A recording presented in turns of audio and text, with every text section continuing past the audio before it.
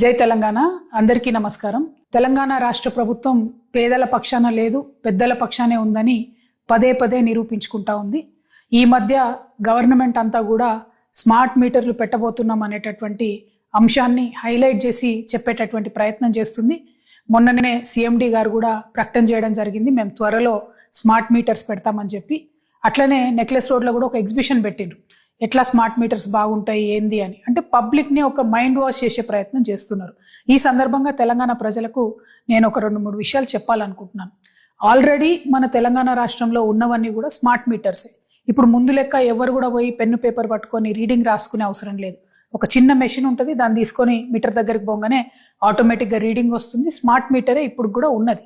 కానీ ఇప్పుడు వీళ్ళు ప్రపోజ్ చేసేటటువంటి కొత్త మీటర్ ఏంటంటే, ఏదైతే రైతులు ఢిల్లీ సింగ్ బార్డర్ దగ్గర ఉద్యమం చేస్తే నల్ల చట్టాలు తొలగించిండ్రో, ఆ నల్ల చట్టాల్లో భాగంగా అదానీ వాళ్ళ కంపెనీకి సంబంధించి మీటర్లు ఏవైతే వ్యవసాయానికి పెట్టాలనుకున్నారో, ఇప్పుడు కొత్తగా కేంద్ర ప్రభుత్వం ఒక కొత్త పథకం తీసుకొచ్చింది.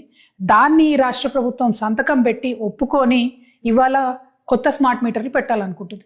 మరి కొత్త స్మార్ట్ మీటర్లు పెడితే నష్టమేంది అంటే, ఇవి మన సెల్ ఫోన్ ఎట్లయితే మనం మొదలే ఒక 1000 రూపాయలు, 500, 100 రూపాయలు పెట్టి ప్రీపెయిడ్ ఎట్లా చేసుకుంటామో అట్లా ప్రీపెయిడ్ స్మార్ట్ మీటర్లు పెట్టాలనుకుంటున్నారు. సరే, మొన్న మనందరం కూడా ఈఆర్సీలో గొడవ చేస్తే వ్యవసాయానికి పెట్టమని చెప్పిండ్రు. కానీ ఇప్పుడు మళ్ళీ మొత్తం పబ్లిక్కి పెట్టాలి, ప్రతి ఇంటికి కూడా స్మార్ట్ మీటర్ పెట్టాలనే ఒక ప్లాన్ చేస్తూ ఉన్నారు. దీనివల్ల నష్టమేంది? ఆల్రెడీ ఉత్తరప్రదేశ్లో ఈ ఎక్స్పెరిమెంట్ అయితే మొత్తం ప్రతి ఇంట్లోంచి మీటర్లు బిక్కొచ్చి ఎలక్ట్రిసిటీ ఆఫీసులలో మీటర్లు వేసి వెళ్ళిపోతున్నటువంటి పరిస్థితి ఉన్నది. మన దగ్గర కూడా క్రితం ప్రభుత్వంలో తెలంగాణలో గవర్నమెంట్ ఆఫీసుల్లో ఈ ప్రీపెయిడ్ స్మార్ట్ మీటర్ పెడితే సడన్గా అర్ధరాత్రి లేకపోతే ఏ టెలికాన్ఫరెన్స్ అవుతున్నప్పుడు కరెంట్ పోతుంది.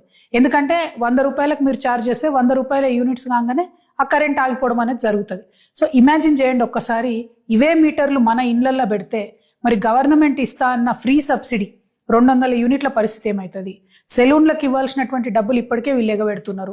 ఒకవేళ సెలూన్లలో కూడా స్మార్ట్ మీటర్లు పెడితే మనం కటింగో గిటింగో వేసేటప్పుడు మధ్యలో కరెంట్ పోతుంది, ఉన్న బిజినెస్ కాస్త పోయే పరిస్థితి ఉంటుంది.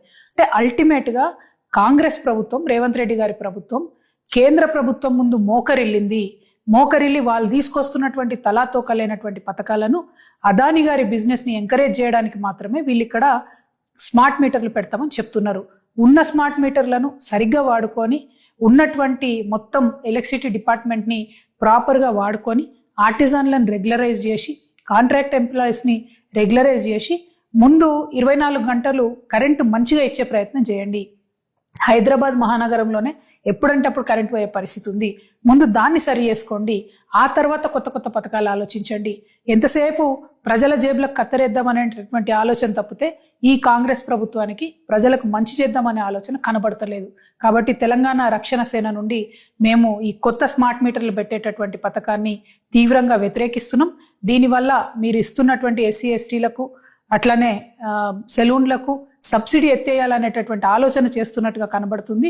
దీన్ని మేము జరగనివ్వము, దీన్ని మేము తీవ్రంగా వ్యతిరేకిస్తున్నాము. Thank you. జై తెలంగాణ.